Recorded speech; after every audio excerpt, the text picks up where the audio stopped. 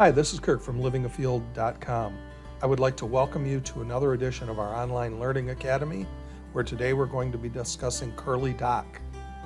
This curly is definitely not a stooge. The botanical name of curly dock is Rumex crispus. There are a few pictures of curly dock. Give you a moment to take a look at those.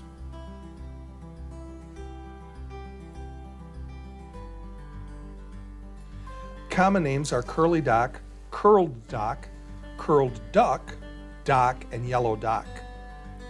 This is a non-native invasive species that has become naturalized all across the United States. It's a member of the Polygonaceae or buckwheat family. The buckwheat family is also known as the knotweed or smartweed family. And this is a perennial herbaceous plant. It typically grows up to about 3 feet high. The smooth leaves jut out from basal rosette. The common name curly dock comes from leaves which have curled or wavy margins, as you can see in this picture on the right. As you can see in this picture, the leaf stems are green or red tinted right here. The plant grows from a large yellow forking taproot. The flower stems branch and bear multiple tiny flower clusters. Shiny brown seeds are encased in the calyx of the flower. This casing causes the seeds to float.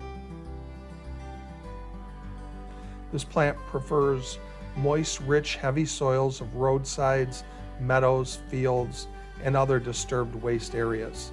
It also likes to grow along shorelines and at forest edges. As I said, this is an invasive species and has taken over many areas in North America. Please do your part and eat this obnoxious weed. It's delicious. The parts that you use of this plant, the young leaves and seeds, are used as food, and the roots are used for medicine. High amounts of oxalic acid give the young leaves a pleasant sour flavor.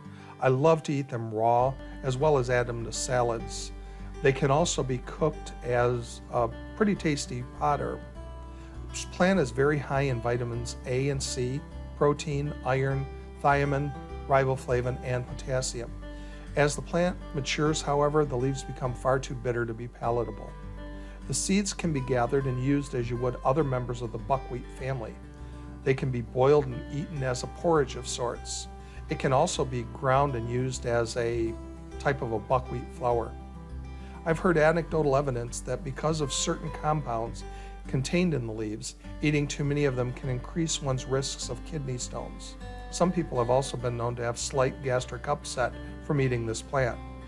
As with all wild foods, if you eat them in moderation, you should be able to forestall any undesirable effects. The following slides are meant for informational purposes only. They are not meant to diagnose or treat any illness or injury.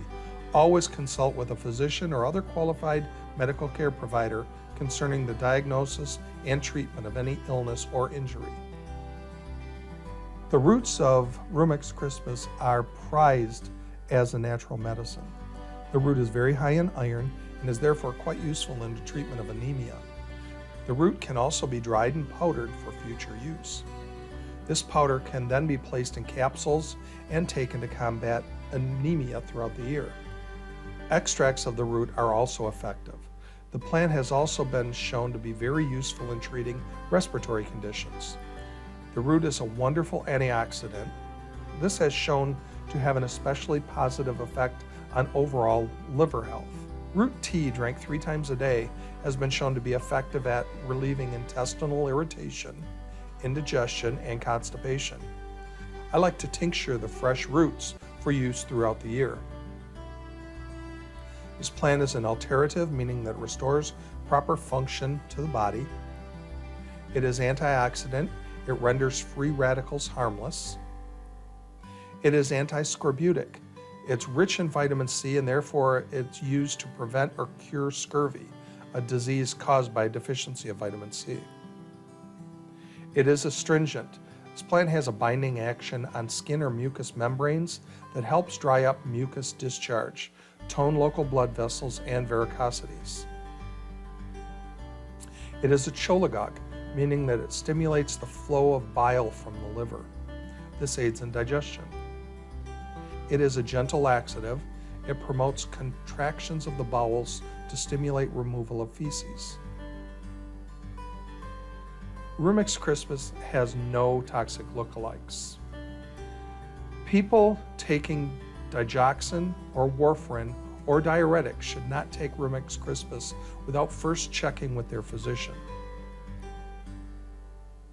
Rumex crispus is an important edible and medicinal plant with a rich history of use.